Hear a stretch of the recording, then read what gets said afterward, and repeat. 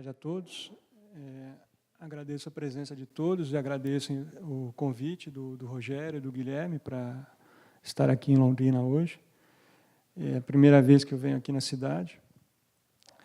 Essa minha fala do Museu Imaginário é um recorte a partir da minha pesquisa de doutorado sobre a ideia de enciclopédia em livros de artista, abordando a questão da fotografia, né, principalmente. E o Museu Imaginário é um nome de um livro do André Malraux, que é um escritor francês. O Malraux ele era amigo do Walter Benjamin, e na mesma época que o Benjamin estava produzindo o seu famoso texto sobre a obra de arte na era da reprodutibilidade técnica, o Malraux começou a esboçar as ideias dele do Museu Imaginário, com reflexões a respeito do impacto da fotografia e das tecnologias de reprodução fotomecânicas na produção e recepção de obras de arte, especificamente da escultura. Então, esse meu recorte parte disso. Essa primeira imagem do Malraux, ele está fazendo, olhando as provas do Museu Imaginário, né? Então, estão as páginas todas ali no chão, e ele está fazendo esse exame.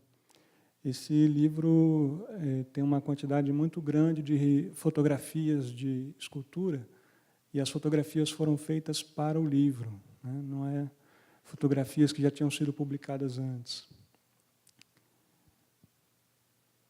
Uma das coisas que o Malraux vai falar em relação à fotografia, que antes as reproduções nos livros, se evitava reproduzir pintura porque a qualidade da reprodução não era muito boa, né?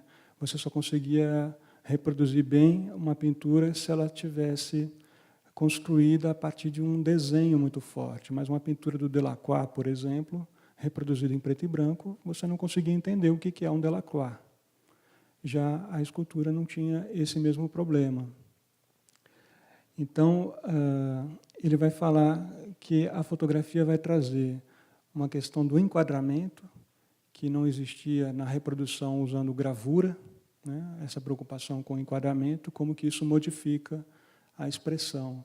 Ele vai falar da dramaticidade que a iluminação pode dar. Ele fala, não é a mesma coisa ver...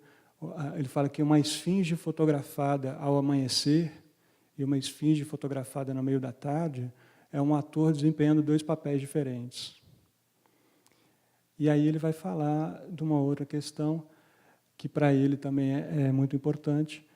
Nas páginas de um livro, quando eu falo de uma escultura monumental, ela reduzida na escala da página não tem uma diferença tão significativa, mas quando eu amplio uma moeda, quando eu amplio uma obra de arte que ela é miniaturizada, essa obra ganha uma dimensão nova, vira uma outra obra.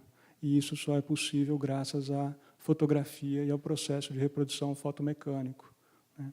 Então, ele vai desenvolver essa ideia de um museu imaginário que, nos Estados Unidos, o livro dele foi publicado como Museu Sem Paredes, que é o livro pensado como espaço expositivo, em que é possível você reunir uma grande quantidade de obras que não seria possível, nem pelo tempo, nem pelo dinheiro, nem pela localização geográfica, reunir, né? Porque colocar no mesmo museu várias pinturas é fácil, né? Mas aí colocar vitrais, afrescos, colossos egípcios, aí já é mais complicado. Então, o livro permite reunir essas coisas. Ele vai falar como que isso muda a maneira de perceber a imagem. Porque antes existia uma noção de estilo que era baseada, tinha um padrão de referência e todas as obras eram comparadas a partir desse padrão. Quando se passa a produzir um livro que tem as várias obras do mesmo artista, o padrão passa a ser a própria obra desse artista, né? Então, uma coisa é olhar uma escultura africana, uma única máscara africana num livro, e aí eu tenho como padrão a arte europeia, para avaliar a máscara africana. Mas se eu tenho um livro só com máscaras africanas, o meu padrão de referência são as máscaras africanas.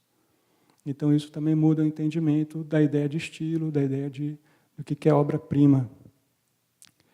E um outro aspecto que ele vai destacar é a questão do fragmento, como que o pormenor vai modificar também a percepção que a pessoa tem de escultura. E no livro dele, ele usa muito essa questão do pormenor, né? Então, detalhes de esculturas que estão lá na Catedral de Notre Dame, quando você vê o pormenor, você percebe aquela escultura de outra maneira, você percebe a expressão facial daquele santo que está lá a 10 metros de altura, que numa visita presencial você não consegue perceber. E aí, baseado nessa ideia do André Malraux, esse artista, o Richard Daley, faz esse livro chamado Detalhes, né, as partes privadas em espaços públicos, e aí tem esse outro subtítulo, um estudo comparativo da escultura antiga. Esse livro dele, na página esquerda tem sempre a identificação da escultura, a época provável que foi feita, a sua localização, mas ele é baseado só nesses detalhes dessas esculturas. Tem um dado curioso nesse livro, que a editora, a One Star Press, é uma editora francesa que trabalha com impressão sob demanda. E todos os livros estão disponíveis em PDF para download gratuito. E todos os livros têm o mesmo formato, se não me engano, tem o mesmo número de páginas. Mas aí eles convidam os artistas a criarem, nem todos são com miolo preto e branco. Aí eu trouxe esse outro exemplo de livro baseado na ideia de museu. É uma colaboração entre um poeta chamado Jacques Robot e o Christian Boltanski, que é um fotógrafo, um artista já mais conhecido. Esse livro ele deriva de uma outra experiência que os dois fizeram juntos no Museu do Louvre. Não sei se está dando para perceber aí nessas imagens, na página dupla, que a parte de cima da pessoa que está à esquerda é um desenho e a parte de baixo é uma fotografia. E na página da direita é o contrário, né? Eles misturam os retratos dos funcionários do Museu do Louvre com os retratos que fazem parte do acervo do Museu do Louvre para criar esses rostos. Então, todas as páginas são baseadas nessa mistura entre uma fotografia e uma pintura, uma fotografia e um desenho, juntando o acervo com a parte que é invisível para a maior parte do público, que são os funcionários do museu. Isso inclui faxineiros, pessoal do administrativo, vigias, curadores, não tem uma hierarquia.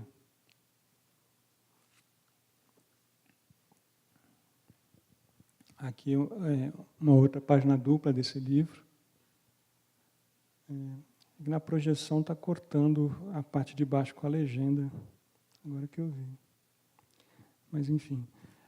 Esse livro chama Os Habitantes do Louvre. Les Habitants du Louvre.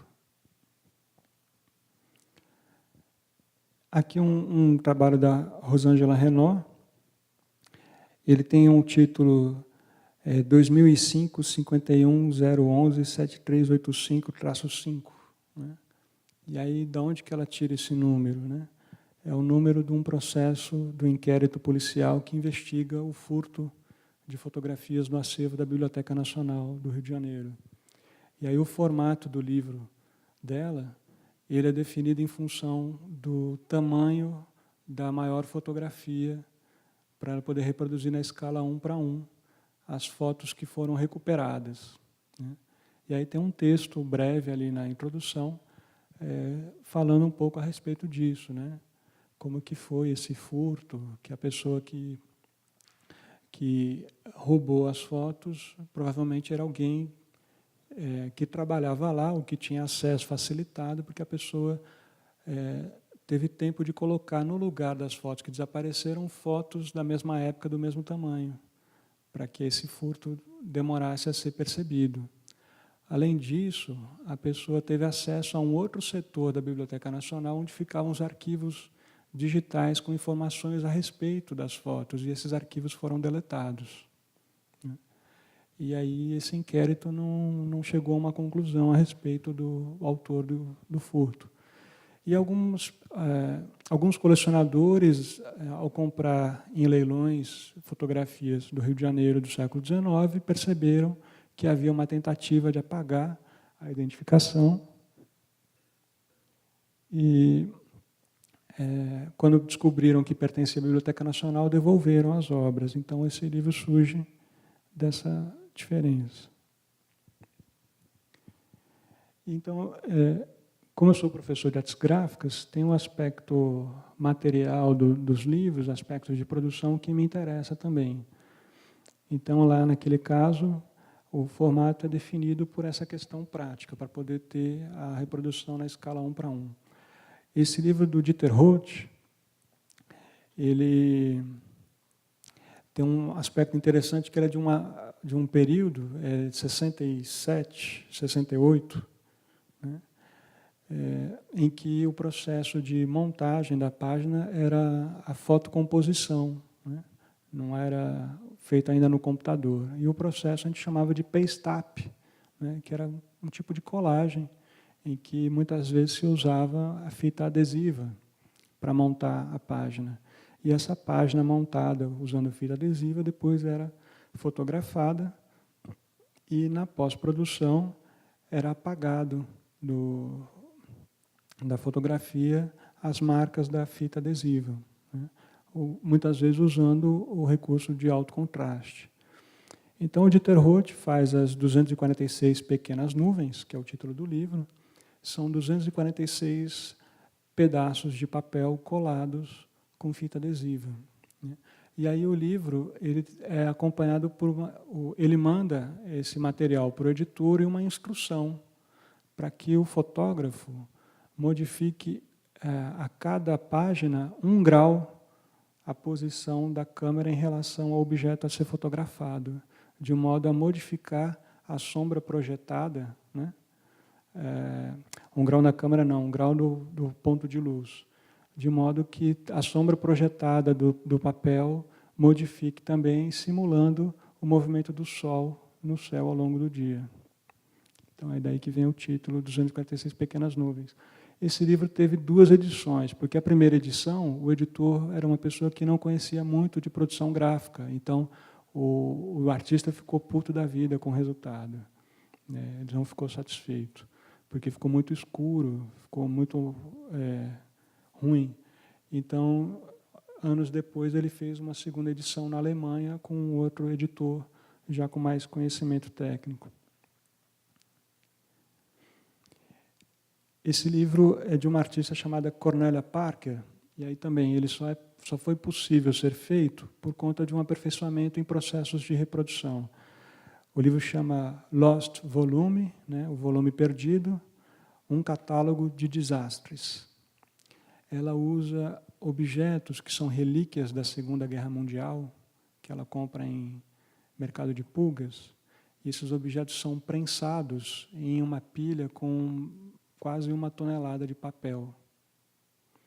E aí, então, ela fotografa o que restou do objeto depois de ser prensado, faz uma foto em alta resolução e imprime isso também em alta resolução. A gente tem um efeito que, né, o trompe-l'œil, né, engana o olho, a gente tem a tentação de pôr a mão e tentar tocar nessas marcas, mas, na verdade, é só a reprodução em alta qualidade, né? E a relação entre os objetos a gente só consegue perceber depois de ver o livro inteiro, assim, não fica evidente em primeiro momento essa escolha dela. Então isso também é interessante, dela obrigar a gente a olhar o livro inteiro e não pegar só, tentar tirar conclusões a partir de 2 ou 3 páginas. Essa reprodução está péssima. Um livro do Jonathan Monk chama Unmilk, né? Unmilk, ele tem um texto na primeira página que fala: hoje é uma cópia de ontem. E o livro é uma fotografia de um copo de leite que ele imprimiu, refotografou, imprimiu e refotografou e fez a mesma coisa 40 vezes, para mostrar a degradação, né, o ruído, as interferências que acontecem nesse processo de fotografar e imprimir. Então, na última imagem, o leite está azul, né, a mesa cinza está preta. E esse título dele, Unmilk, é uma referência a um livro do Ed Hilscher, né, que se chama Various Small Fires, né, tá o título da capa, e na folha de rosto tem esse subtítulo, Unmilk. E o livro do Ed Hilscher é exatamente várias fotos de pequenos fogos, né, fogareiro de acampamento, isqueiro, e aí no final tem um copo de leite. Então, é um tipo de livro que, se a pessoa não conhece a obra do Ed Hilscher, não vai entender qual que é a provocação aí do Jonathan Monck. E toda a obra do Jonathan Monck é construída a partir dessa relação intertextual com a própria história da arte, com a obra de outros artistas. E então, uma questão que aparece muito frequente nos livros de artistas é essa questão da relação com a história, né? Esse trabalho do Aloysio Magalhães, o Aloysio Magalhães é um artista pernambucano, né? É um dos responsáveis por existir o IPHAN, né? O Instituto do Patrimônio Histórico e Artístico Nacional. E o Aloysio, ele é um dos pioneiros do design no Brasil. Ele começou a carreira como pintor, né? Ele participou lá do Gráfico Amador, um projeto experimental que teve lá em Pernambuco, de edição de livros. E o primeiro livro dele em offset ele fez publicado nos Estados Unidos, o Doorway to Portuguese, que é considerado um dos primeiros exemplos de livro de artista, né? E aí o Aloysio foi convidado em 74 por um editor holandês a participar de uma coleção de livros que fez parte já dessa coleção designers famosos como o Wim Crowell, né? O Bruno Munari fez livro para essa coleção, o Dieter Roth. E aí o livro do Aloysio chama Uma Análise Topográfica de uma Superfície Impressa. Ele pega uma pintura barroca de um holandês, ele fotografa essa pintura, imprime e faz a impressão que a gente chama de gigantografia, que era a impressão usada para fazer outdoor. E aí, então, o que a gente vê é o que a gente veria se tivesse a 10 centímetros de distância de um outdoor. Ele faz um mapeamento dos planos de pintura que estão nessa pintura original, e aí, então, o sumário do livro é a fotografia dessa pintura com uma folha de papel vegetal, com os quadrados mostrando o que tem em cada página. É um sumário visual, não um sumário textual. E aí ele traz essa experiência aí da visualidade para a gente, né? De uma textura, de uma cor. Esse artista, Clifton Meador, né? O livro chama Bad Printing, uma má impressão, literalmente. Ele faz um livro de artista, ele é um artista que é fotógrafo e ele é impressor. Ele mesmo imprime numa offset, num centro de livros de artista que tem nos Estados Unidos. Então ele pega os erros mais comuns de impressão e isso vira o assunto do livro dele. Problemas de registro, problemas de cor, de saturação, problemas de impressão lavada, isso tudo vira assunto para o livro dele. Aqui é um coletivo holandês, eles fazem essa revista, Useful Photography, né? A fotografia útil. Esse é o número 9, e pela capa já dá para ter uma ideia. Ele também vai basear na questão dos erros, né, da fotografia. Ele é quase um manual de fotografia, só que não tem texto. É um manual de fotografia que se baseia nas fotos que deram errado. Então, para quem nunca fez foto, vai continuar sem entender muita coisa sobre como corrigir uma foto. Mas para quem tem alguma noção, é um exercício para o olhar, para tentar imaginar o que deu errado e como que eu faria para consertar. E aí, por isso que tem em algumas situações a foto repetida fazendo a comparação. Ela, em situações diferentes, situações de iluminação, de ajustes de cor que foram feitos. E aí, então, com isso, entra numa parte da minha pesquisa que era os guias e manuais feitos por artistas que vão fazer uma paródia dos guias e manuais técnicos. Então, a intenção é outra.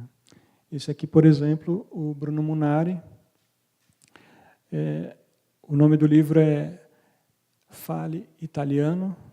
Aí tem um subtítulo, A Arte Fina do Gesto, e tem um outro subtítulo, Um Suplemento ao Dicionário Italiano. Então, ele vai fazer um levantamento dos principais gestos usados na comunicação na Itália, no dia a dia, brincando com essa ideia, do italiano gesticular demais enquanto fala. E aí é interessante como que ele vai pensar a organização disso, a sequência para apresentar os gestos. Então, ele vai usar o critério de aproximação pelo significado do gesto. Aí eu comparo esse trabalho dele com esse trabalho de uma dupla, que é o Marcelo Zocchio e Everton Ballardin, chama Pequeno Dicionário Ilustrado de Expressões Idiomáticas. Então, tem uma fotografia isolada na página, no verso tem o título, que aí vai entregar qual que é a expressão idiomática. Então, aí ele está chutando o balde. E aqui também é interessante que o critério, como o título fala, que é um dicionário, como é que você vai fazer um dicionário ilustrado de expressão idiomática? O critério é ordem alfabética, em que começa a expressão idiomática. Às vezes o critério era de aproximação. Então, a página seguinte é tirar a água do joelho. É o campo semântico da água. Chutar o balde, tirar a água do joelho, está ali no mesmo campo semântico. E aí eles vão fazer uma provocação a respeito desses critérios que são tidos como científicos ou objetivos, que, na verdade, sempre tem espaço para uma subjetividade. É sempre, no final das contas, uma escolha. O Maurizio Nanucci, ele tem um costume, quando visita um país novo, ele vai visitar o Jardim Botânico desse país. E é interessante que a fotografia que ele faz, a gente não vê a linha do horizonte. Então, a gente acaba entrando nesse espaço, junto com ele. E o que é engraçado é que, na página da esquerda, é o Jardim Botânico de um país, na página da direita é outro. Mas ele não coloca a identificação, o que é o quê. E acaba virando um único jardim botânico, a soma desses vários jardins. Tem, inclusive, o do Rio de Janeiro aí no meio.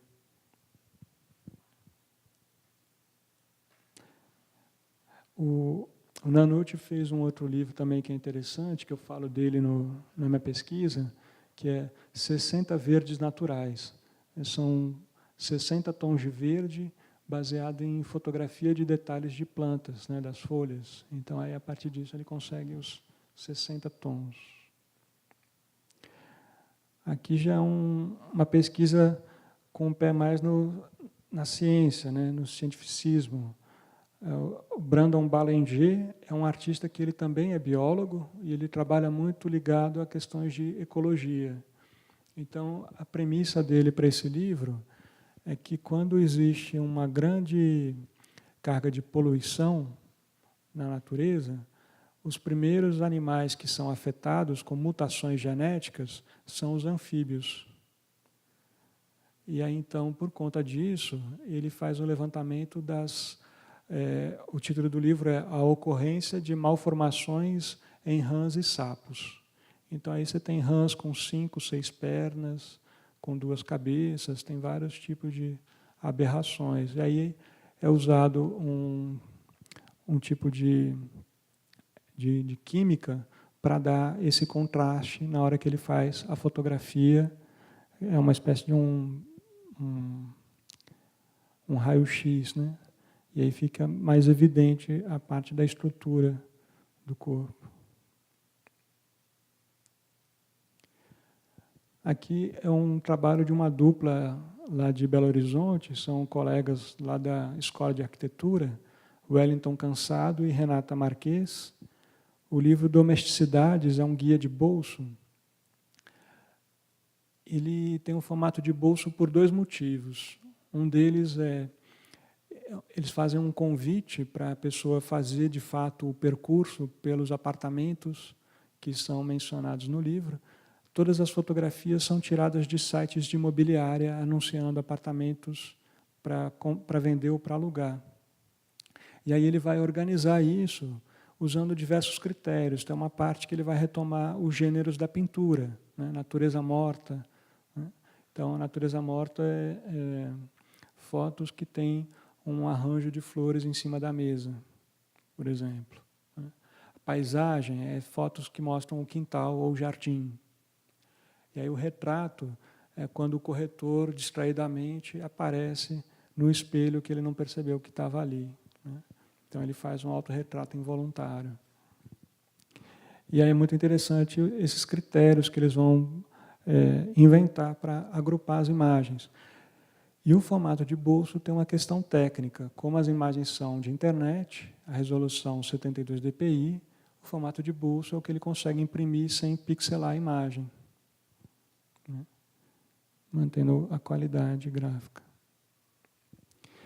Esse livro ele parte de uma residência artística, ele foi distribuído gratuitamente durante a Bienal de São Paulo, em 2006.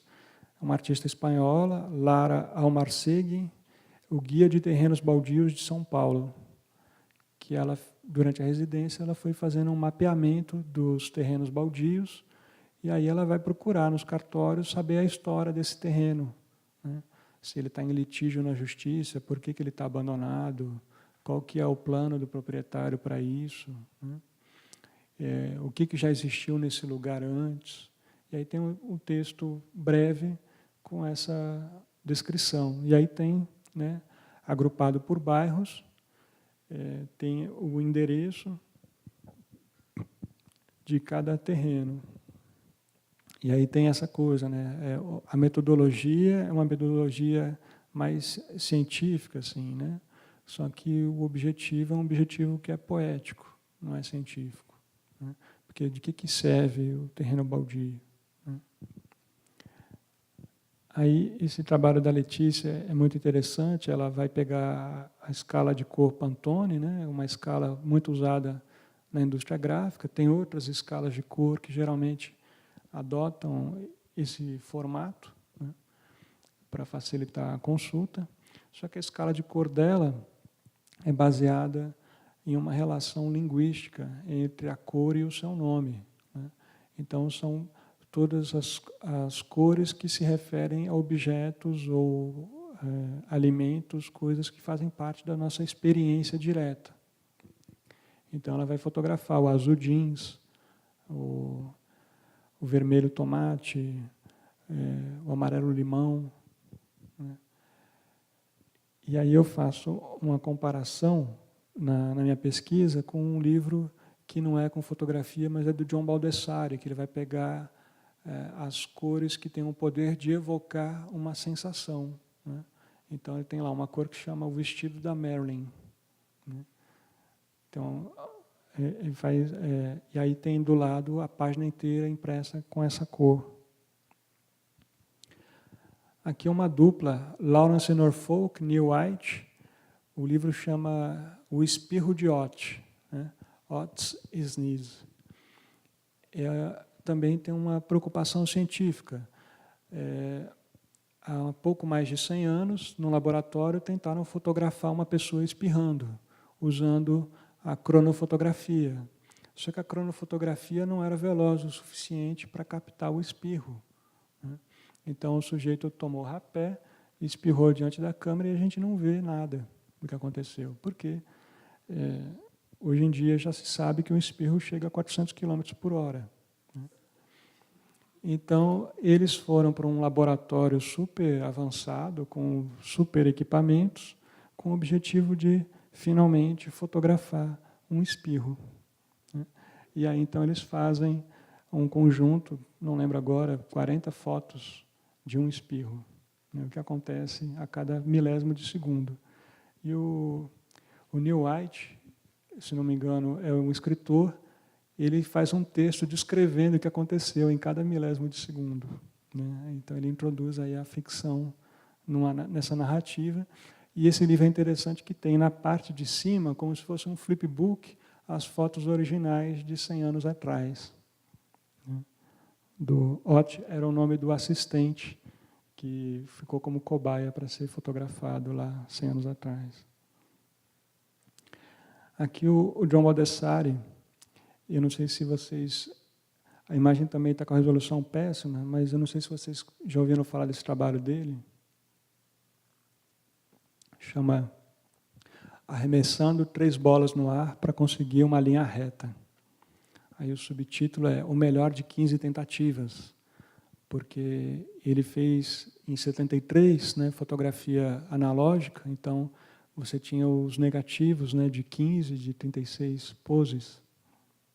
E aí, então ele usou um negativo de 15, e aí o melhor dessas 15 tentativas. O título descreve exatamente o que foi feito. Ele pegou 3 bolas, jogou para cima, tentando formar uma linha reta. E aí fotografou as bolas no ar. Aqui o Buzz Spector, o trabalho dele chama Desempacotando a Minha Biblioteca. A exposição era uma única prateleira que circundava toda a parede da galeria, e todos os livros da biblioteca particular desse artista estavam nessa prateleira em ordem decrescente de tamanho. E aí, então, junto com a exposição foi produzido esse livro, e aí o formato sanfona é para recuperar essa experiência de todos em uma única prateleira. E tem um dado interessante que o título do livro, a ficha técnica, está em uma cinta de papel que, se ela for jogada fora, você perde toda a referência do que é, do contexto. Aqui é o Richard Prince. O Prince é um artista que ficou conhecido nos anos 70 por uma técnica que ficou chamada de refotografia, né? Ele trabalhava por uma revista importante, e a função dele era fotografar as páginas de anúncios que foram impressas para mandar para o anunciante como uma comprovação de que o trabalho foi feito. Então, eles recortavam toda a parte de texto e ficava só os anúncios. E, a partir disso, ele fez uma série muito famosa que eram as fotografias da Marlboro, né? Aquele cowboy da Marlboro. Aí não aparecia nem o texto, nem o nome da marca, mas todo mundo reconhece o cowboy da Marlboro daqueles anúncios, né? Então, o Prince, ele tem um aspecto assim, ele é um colecionador, ele tem a coleção de todos os livros publicados pelos beatniks, e ele gosta principalmente de pulp fiction, os livros com romances eróticos que têm enfermeiras como personagem, livro de cowboy, livro que fala sobre drogas. Ele faz uma coleção de livros que, na época que ele começou a colecionar, ninguém se interessava por eles. E aí o livro dele, esse aqui, chama American English, que ele mostra a coleção dele, a diferença entre o gosto norte-americano e o gosto inglês na hora de pensar a capa dos livros. Então, ele pega a primeira edição do livro publicado nos Estados Unidos e compara com a primeira edição do livro publicado na Inglaterra. E aí fica transparecendo as questões da moral de cada país, da moral da época, né?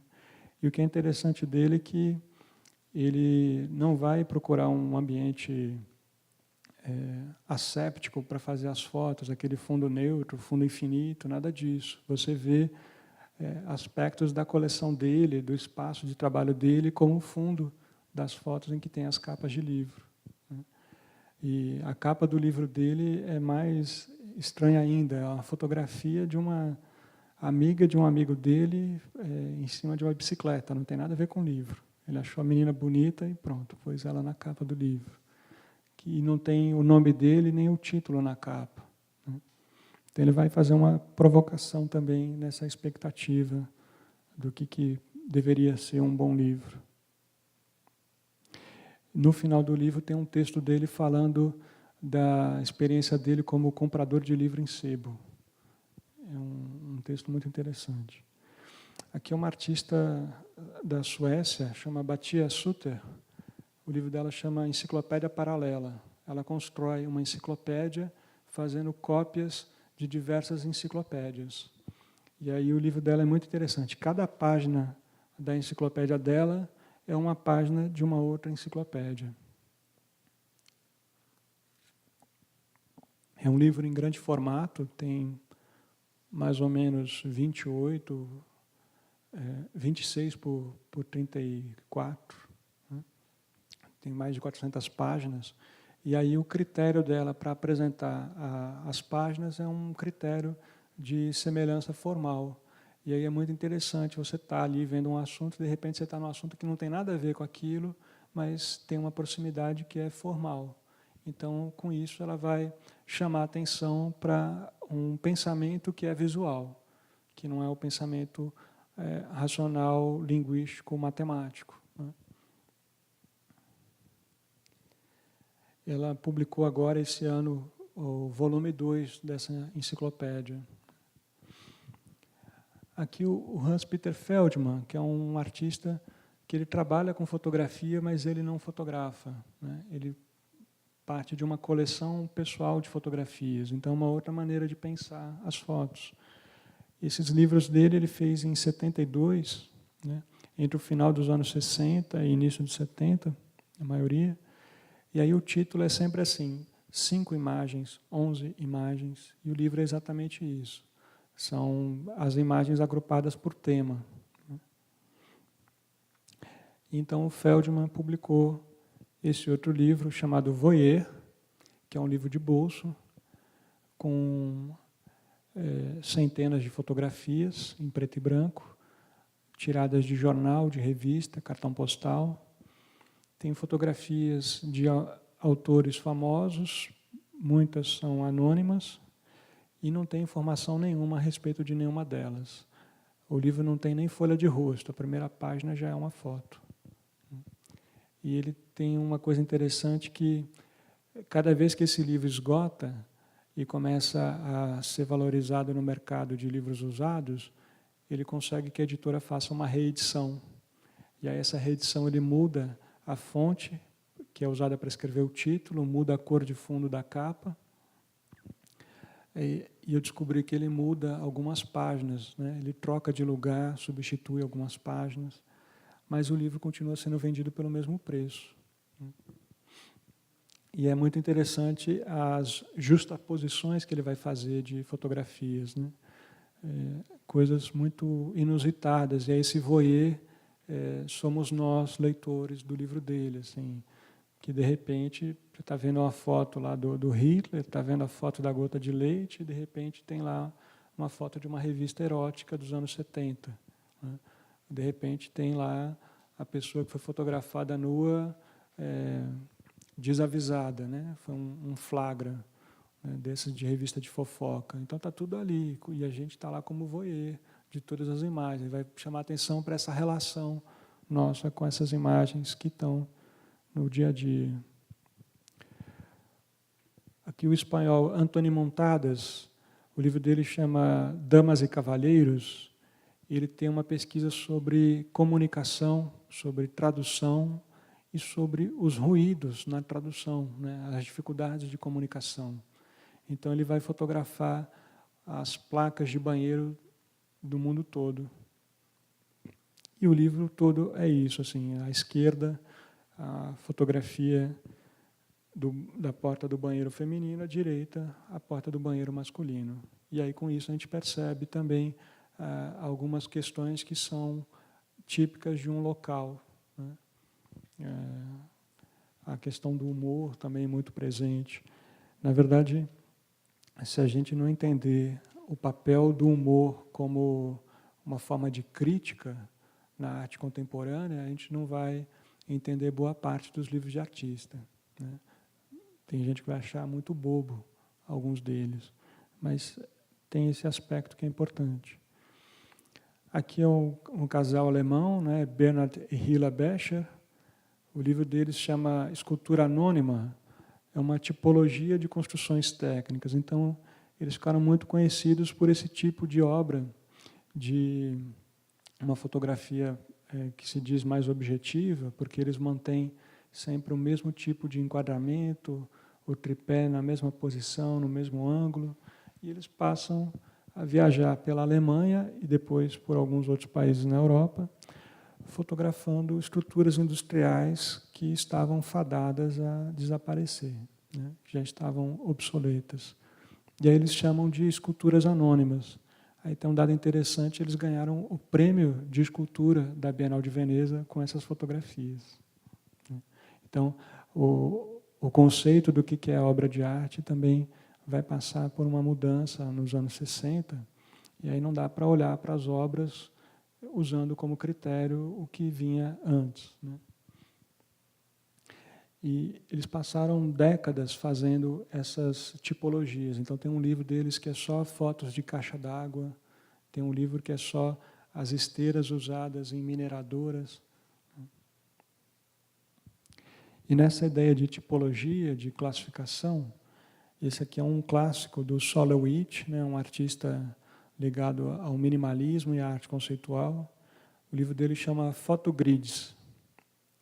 E aí, de fato, ele vai fotografar tudo que é tipo de grid, né, de grelha, de grade, tampa de bueiro, a tampa das caixas de água que fica na calçada, portão, grade de janela, estampa, xadrez. E aí entra fotografias de obras de arte que também são baseadas em grids, né?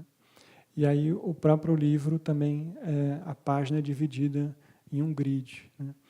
Então, o grid é uma estrutura que vai ganhar muita força nos anos 60, porque alguns artistas vão pensar em uma forma de arte que fosse antinarrativa, porque essa estrutura de grid você acaba com a narrativa, não tem necessariamente o que está à esquerda não é começo e o que está ali à direita não é fim. O que está no meio não é o mais importante. Existe todas as imagens nessa disposição de grid, elas têm a mesma importância, têm o mesmo peso. Então não é possível falar em narrativa dentro dessa estrutura, né? E aí então, por isso que ela vai ser privilegiada durante os anos 60.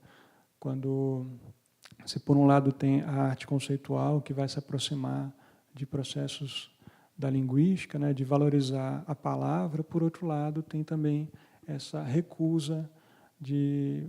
A gente tem uma tradição na história da arte de pensar a imagem sempre vinculada a um texto, né? Ou era o texto bíblico, ou era o texto da mitologia, ou era o texto da literatura clássica. O Cervantes, o Goethe. E aí, na segunda metade do século XX, também tem uma recusa a pensar a arte ligada à narrativa. Aqui o Gerhard Richter, o artista alemão, eu não sei se vocês estão familiarizados com esse trabalho dele, o Atlas, né? São painéis que ele começou a fazer em 67, ele continua fazendo até hoje. Ele produziu mais de 700 painéis, e ele tem como critério não expor os painéis de forma isolada, ele só mostra o conjunto. Então, conforme o tempo passa, vai ficando cada vez mais difícil ele conseguir um espaço, uma oportunidade de mostrar todo esse conjunto. Então, isso foi reunido e publicado como livro, né? Com esse mesmo título, Atlas. O Richter, ele morava na Alemanha Oriental, numa época em que imagens de publicidade e imagem pornográfica era proibida. Então, ele consegue uma bolsa para estudar em Berlim, na Alemanha Ocidental, e tem acesso farto a esse tipo de imagem. E ele passa a colecionar essas imagens e passa a criar painéis com essas imagens sem uma intenção muito clara no início. Então, a organização do painel, num primeiro momento, parece um álbum de família, porque ele tinha esses 3 tipos de imagem: fotos do álbum de família, imagem de revista pornográfica e imagem de anúncio. E aí, com o tempo, ele passa a adotar um grid para organizar os painéis, né? E aí passa a também fazer as fotografias, e não só usar fotos de outros autores, né? Então, aqui é uma imagem do Atlas, do Richter. Então, cada página é um dos painéis. E aí tem painel que dá para ver claramente que ele foi usado como um estudo para uma pintura. Tem uma sequência de painéis que foram estudos, né, ou que a gente chama de mock-up, ou boneco, para um livro de artista que ele estava trabalhando. Tem fotografia que ela é figurativa e ele faz ampliação dela, se torna uma imagem abstrata, e então essa ampliação se torna assunto de uma outra pintura. O Alec Finlay, ele faz um livro que é colaborativo. As fotografias foram feitas por fotógrafos profissionais e amadores do mundo todo. Ele faz uma convocatória e pede fotos de nuvem movente. E então, com isso, ele consegue umas fotos de céu que ele não poderia fazer sozinho. Ele teria que gastar muito tempo viajando. E aí tem foto feita por criança, foto feita por velho, está tudo junto, né? É um projeto muito interessante. Esse aqui é da Dinamarca, o Jesper Fabricius. Os livros dele são feitos a partir de uma coleção de revista pornô da Dinamarca dos anos 70.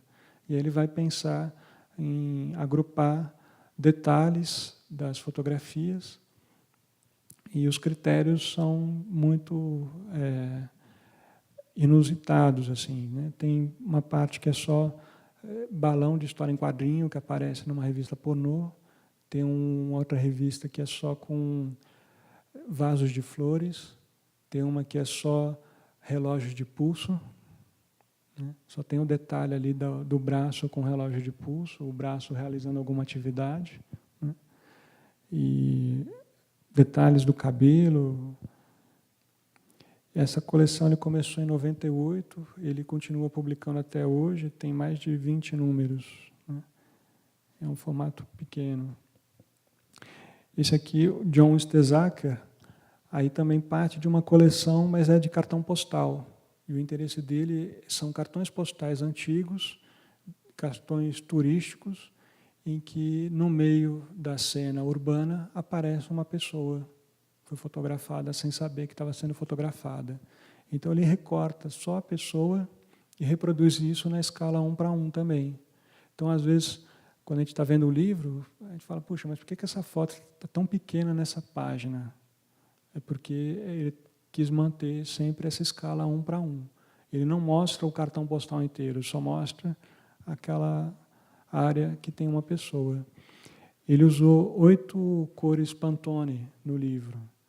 Só que aí, quando fala 8 Pantones, a pessoa pensa que ele usou os 8 na mesma página. Não, ele usou duotones, 8 tipos de duotone em vários cadernos. Então, isso está intercalado, né? As imagens são, parecem preto e branco, mas aí tem um tom de sépia, tem um tom azulado, esverdeado em cada uma. E é muito interessante essa materialidade também.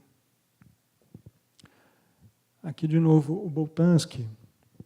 Esse livro o Boltanski, ele é um artista que ele costuma publicar os livros por ocasião de uma exposição. O livro não é um catálogo da exposição, mas ele aproveita que o museu, que as instituições têm dinheiro para publicar o livro, e ele propõe que publique um livro de artista que dialogue com a exposição. Esse é o caso aqui, né, o Arquivos.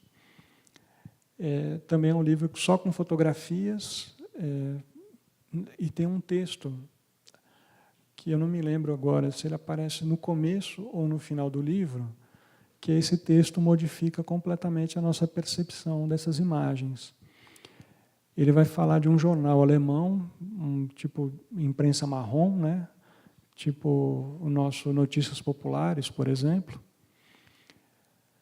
Ele pega a parte de notícias policiais e as fotografias são as vítimas e os assassinos.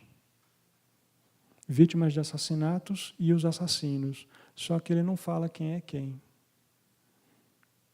E aí, então, com isso, a nossa moral ela fica abalada, porque não dá para falar fulano tem cara de bandido e o outro tem cara de vítima. Não está na cara isso. Não dá para saber o que é o que.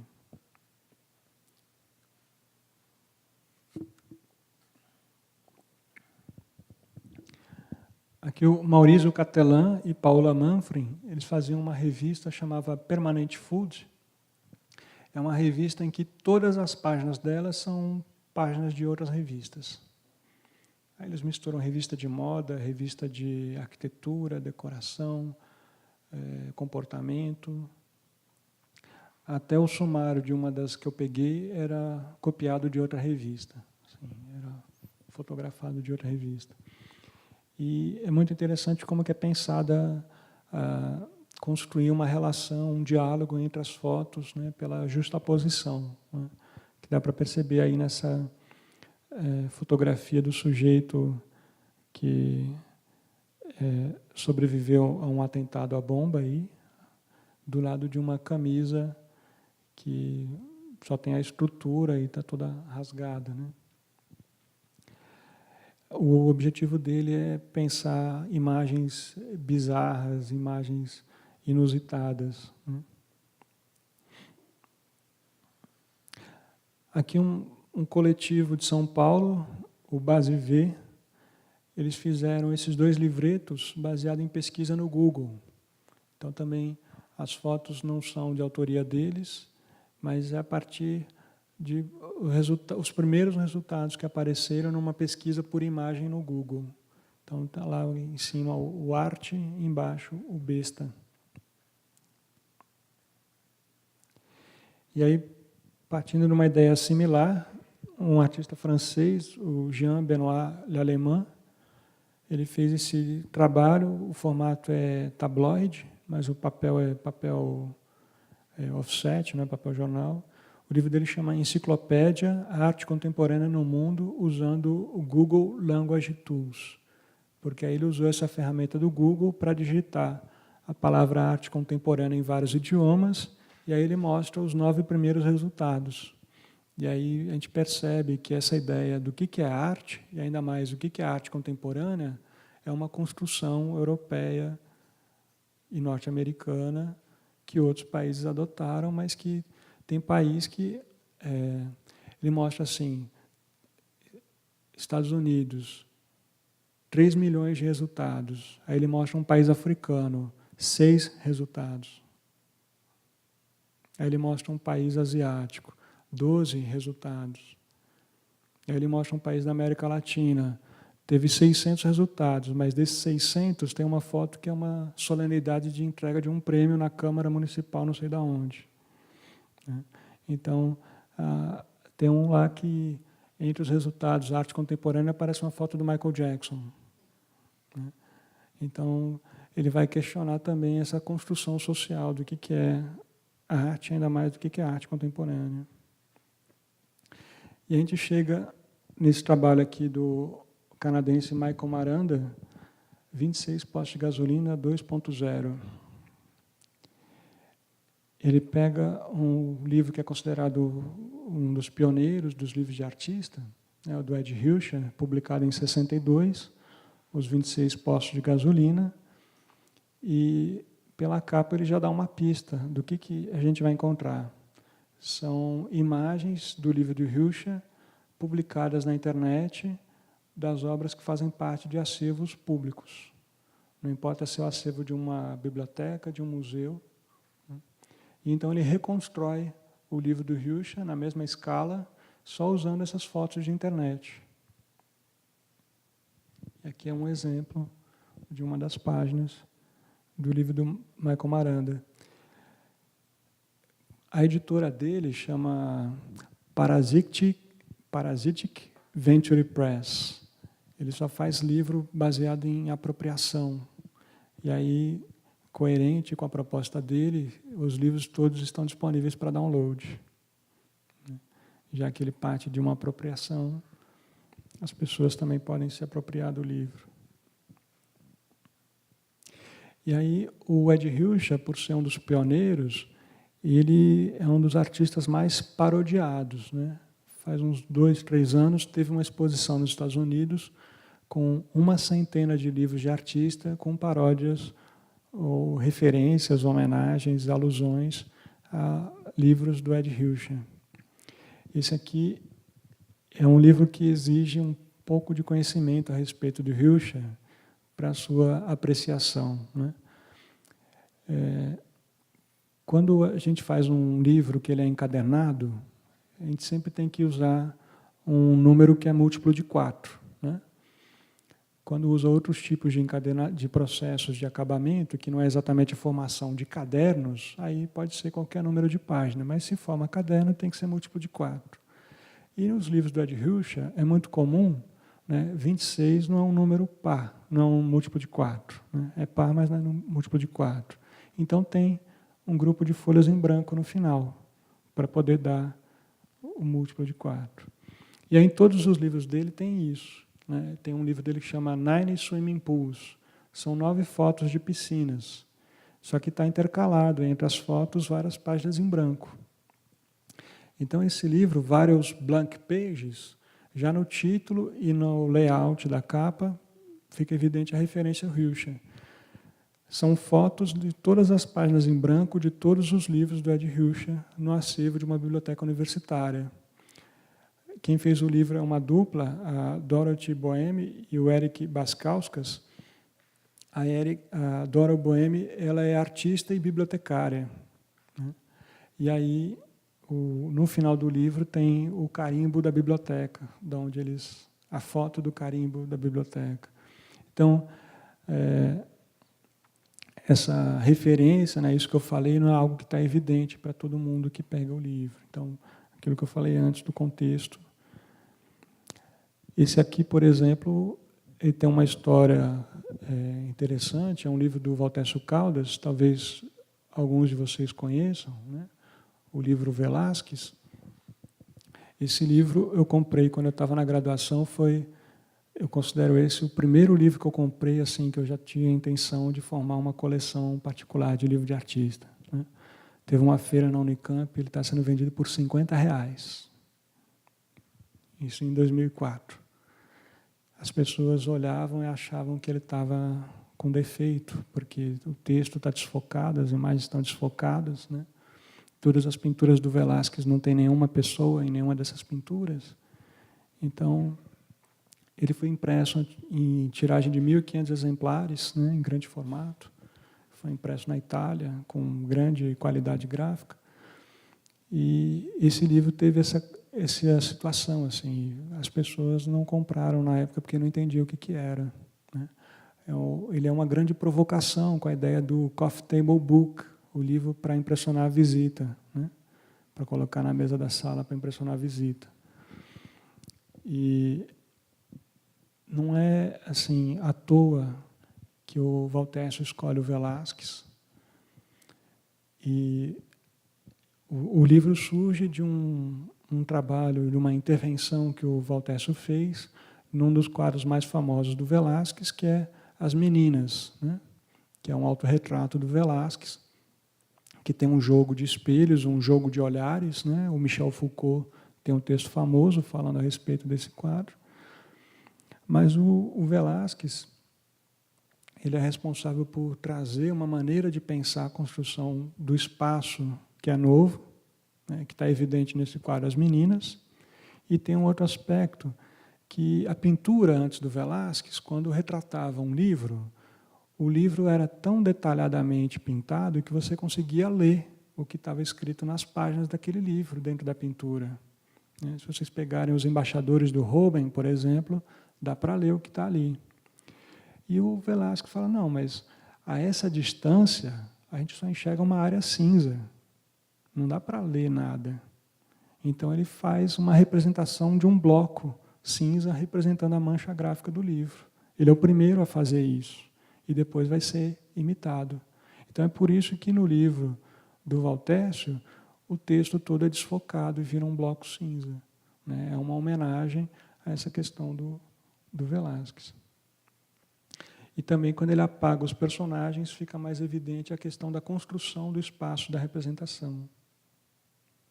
Então, surgiu o livro dessa imagem aqui, do quadro das meninas desocupado, né? E aí o Christian Horton é um artista canadense, ele pega um filme do Stanley Kubrick e ele decide remontar no estúdio o filme inteiro, frame a frame, usando os objetos que estão no estúdio. Então, o livro dele é no formato oblongo, né, esse horizontal exagerado, para poder colocar lado a lado o frame do filme com a cena reconstruída, né. Então, ali no chão, né, o ladrilho é post-it. Ali aquela coluna, um tubo de cola. Então agora chega num outro tipo de narrativa que se cria com a fotografia e livros, né? Esse livro, na biblioteca da UFMG, está sem o crédito de quem que é o autor. A bibliotecária não conseguiu identificar na hora e eu deixei passar. Propositalmente, eu não quis corrigir. Esse livro, às vezes, ele aparece como se fosse um catálogo de exposição de um fotógrafo espanhol, que ele também é pesquisador, curador, né, o Joan Fontcuberta. E esse livro surge de uma exposição que ele faz no Museu Miró, na Espanha. E então tem essa imagem aqui à direita com o folder, né, o material de divulgação das exposições, e é como se esse livro reunisse essas 4 exposições dos principais artistas espanhóis, né, alguns dos principais pintores. Então aqui são trabalhos do Antoni Tapis, né? Todos esses artistas têm um museu ou uma fundação com o nome deles na Espanha. E aqui tem o Picasso, o Miró e o Dalí. E aí vocês devem se perguntar, puxa vida, nunca ouvi falar de fotografia feita por eles. E aí ele faz lá no Museu Miró uma exposição de fotos do Miró. E aí, para comprovar que o Miró fez foto mesmo, tem essa imagem aí dele com a câmera a tiracolo, né? E aí tem lá também o Dalí e o Picasso. Então tem um texto do curador explicando, né, por que vocês nunca ouviram falar dessas obras, porque eram obras que o próprio artista ficava um pouco inseguro, porque ele não tinha muito domínio técnico, ele aprendeu tardiamente e tal, e isso ficou esquecido dentro de um baú. Então ele mostra um envelope de papel fotográfico desenhado pelo Picasso, né, para comprovar que o Picasso, de fato, fez, ele mesmo ampliou, porque tinha um amigo dele fotógrafo, que aparece a foto desse amigo, esse amigo existe mesmo, né, é um fotógrafo espanhol, amigo do Picasso e tal. Mas é tudo fake, foi tudo feito pelo Fontcuberta. A gente só descobre depois de ver o livro inteiro, né? Isso não fica assim tão evidente. E ele vai brincar com essa ideia do estilo, né? Então ele vai imitar o estilo desses artistas. A única exceção é o Tapis, que o Tapis estava vivo na época. Ele chamou o Tapis para fazer junto com ele obras que fossem um Tapis falso, né? Porque o Tapis não trabalha com foto. Esse aqui é um dos meus favoritos. É um artista francês, ele deve ter minha idade mais ou menos, né? Chama Hubert Renard. Esse livro é um catálogo de exposição. E aí eu estava pesquisando sobre os livros de artista que são catálogos e me deparei com um outro trabalho desse artista, fui pesquisar a respeito dele e descobri que ele tinha esse livro de uma exposição que aconteceu em São Paulo. Aí eu entrei em contato com ele, querendo saber mais a respeito e pedi para ele mandar um exemplar do livro lá para a coleção da UFMG. E aí, quando ele mandou o livro, ele me mandou um cartão postal, né, dizendo assim, mande o meu abraço ao meu amigo Fausto, acho que é Fausto Figueira, não, Fausto Costa.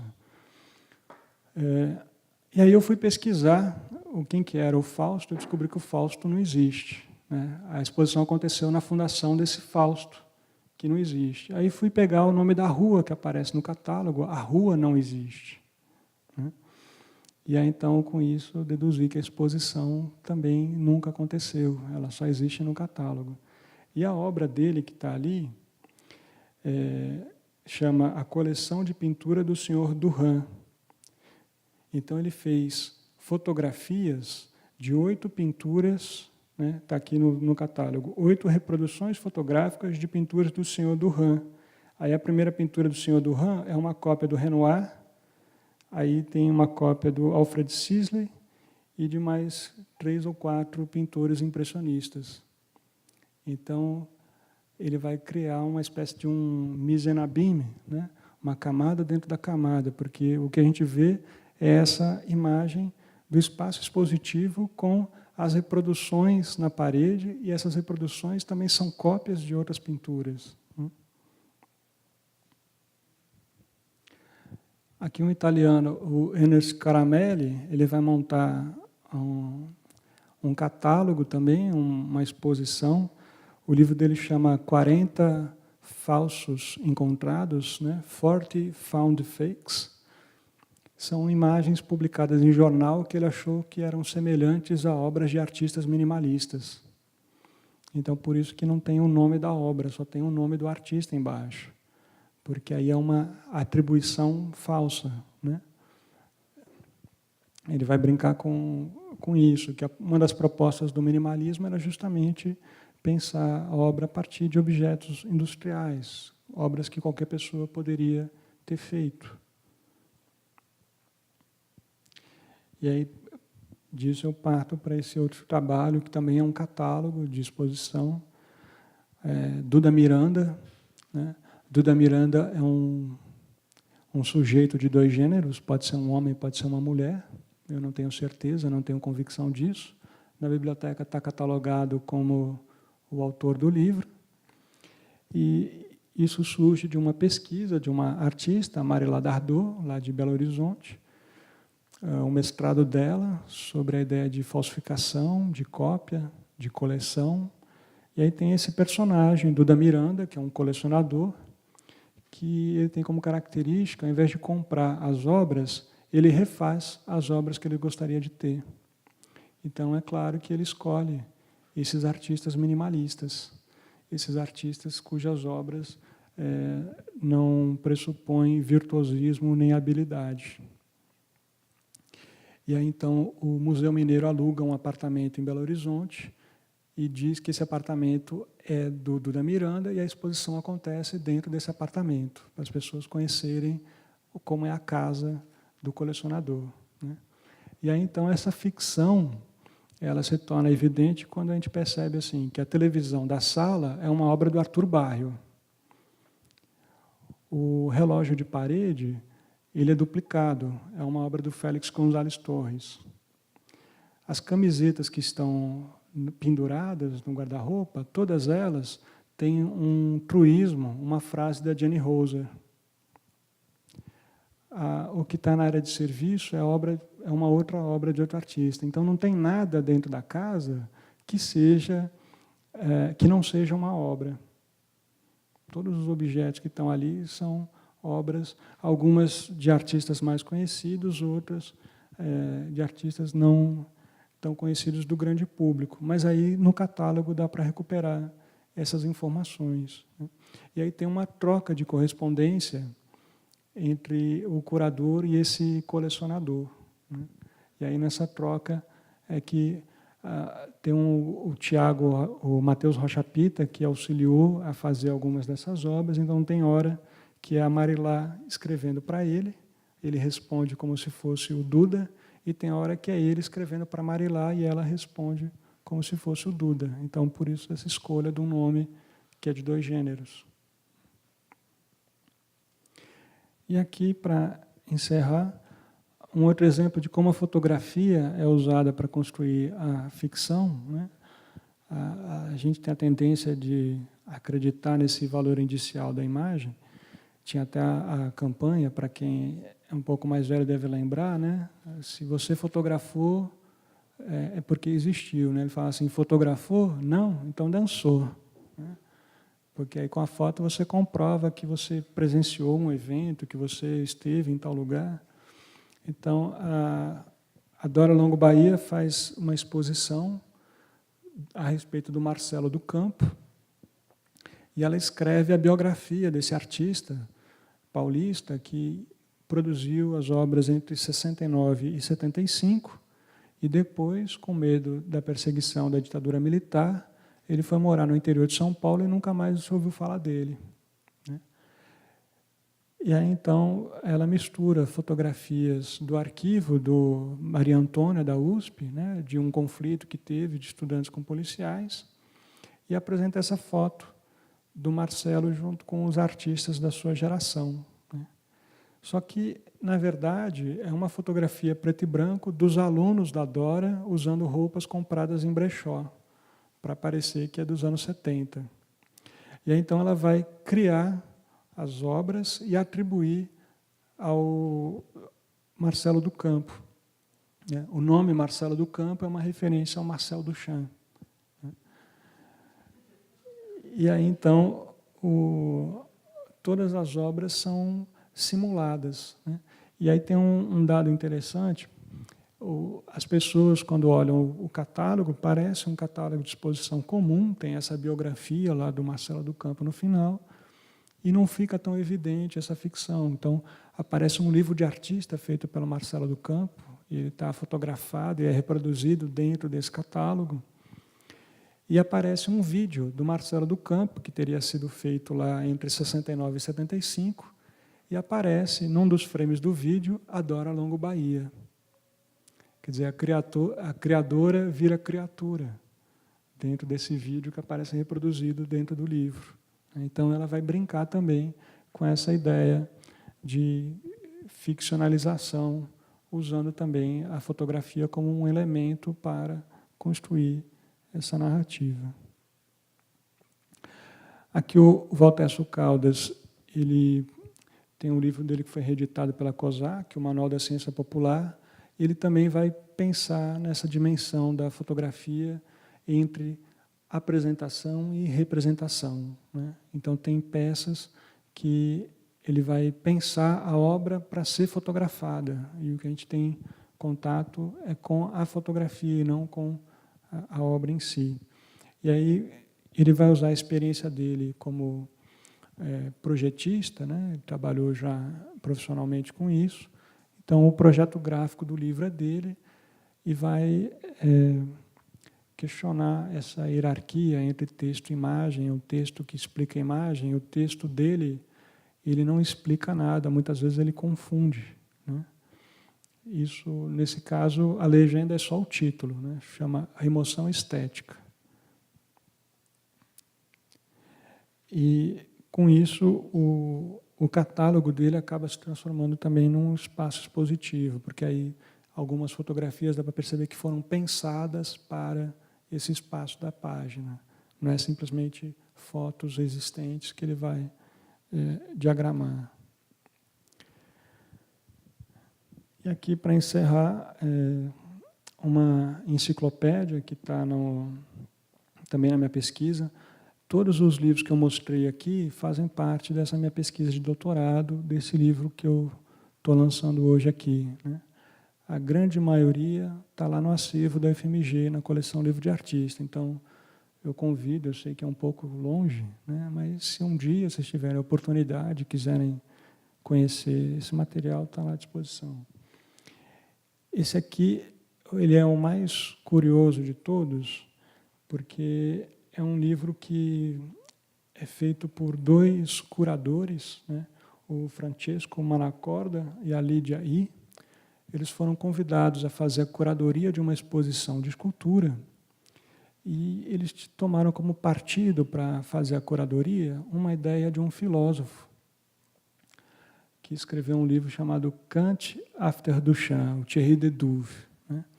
E nesse livro do Thierry Dedouve, ele vai tentar falar sobre arte contemporânea e ele faz uma brincadeira assim: imagine se chegasse um marciano aqui na Terra e te perguntasse o que é arte contemporânea, como é que você ia explicar para ele? Então, eles partem dessa premissa. A exposição deles se chamava Exposição Marciana de Arte Terrestre, né? O Museu Marciano de Arte Terrestre. E aí o critério deles para agrupar as obras eram critérios da antropologia, da etnografia. Então, na hora de apresentar,